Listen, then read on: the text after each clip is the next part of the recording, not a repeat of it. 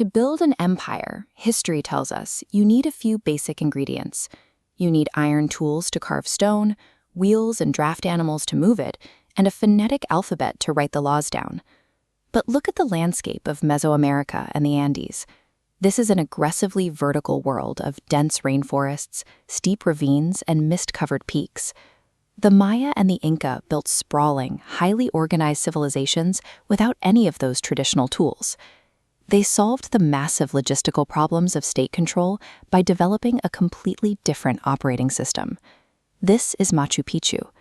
The sheer scale of the stonework proves these societies didn't lack technology, they just applied it differently. They turned the landscape and cosmos into a physical machine. Stones like this aligned perfectly with the sun, anchoring the sky directly to Earth. This diagram illustrates their mechanism of control. It relied on three interlocking gears: divine political authority, a religious ideology that demanded cosmic balance, and precise astronomical mathematics to keep the whole system running.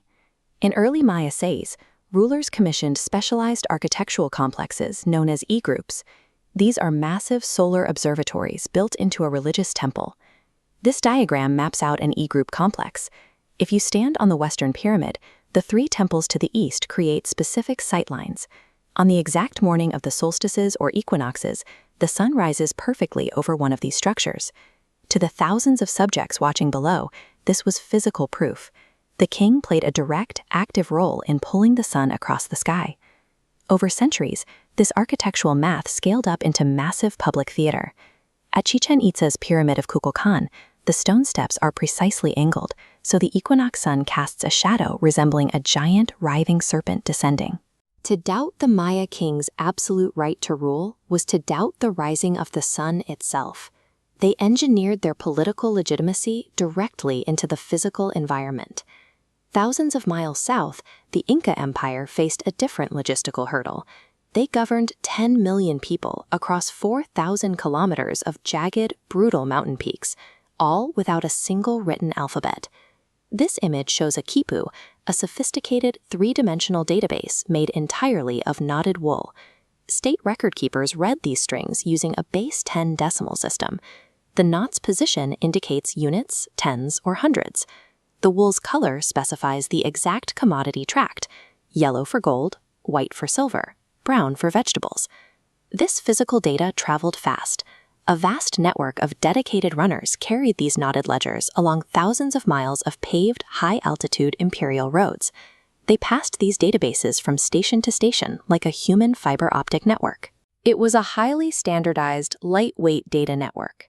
The central government in Cusco used it to track exactly how many people lived in every valley and how much labor every single household owed to the state. Because the Inca had no physical currency, citizens paid their taxes in sweat. This was the mita, a mandatory, rotating labor draft. This labor force built the empire's sprawling infrastructure, including these massive agricultural terraces that wrap around steep mountainsides like giant green stairs. Convincing millions of people to endure months of grueling physical labor requires a powerful narrative. The state framed the mita as a sacred contract. The emperor was seen as the literal, divine son of the sun, and your labor was a direct offering to maintain the cosmic cycle of rain and fertility. In exchange, the state provided a robust safety net.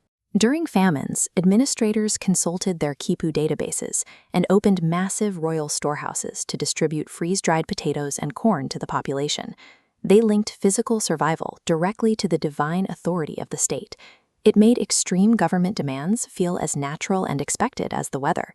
The administrative and spiritual core of this entire operation was the Temple of the Sun in Cusco, resting on these massive stone foundations.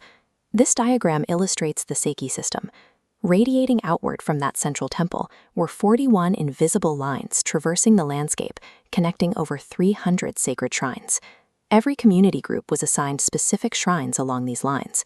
As the sun moved, it aligned with different shrines in sequence, dictating exactly when groups performed rituals, planted crops, or reported for mita labor. The Seiki system was a master central processing unit. It seamlessly integrated the calendar, the social hierarchy, and the physical Andean geography into a single massive mechanism of control. We tend to look at sun-aligned pyramids and knotted strings as exotic artifacts from lost civilizations, but the logic behind them is still running our world today. The rapid data transmission and household tracking of the Inca quipu functions exactly like modern cloud servers, financial registries, and digital databases.